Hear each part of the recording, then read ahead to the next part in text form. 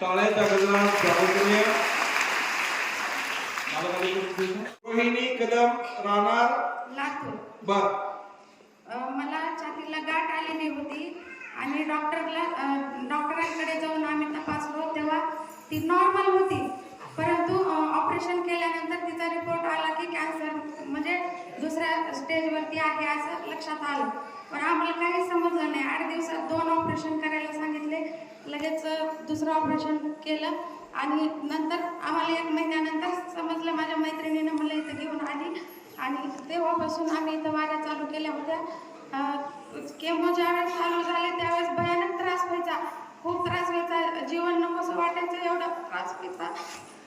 परंतु जेव्हा महाराजांनी आशीर्वाद दिला तेव्हा तो त्रास कमी झाला. टाळ्याच्या गजरामध्ये स्वागत करूया.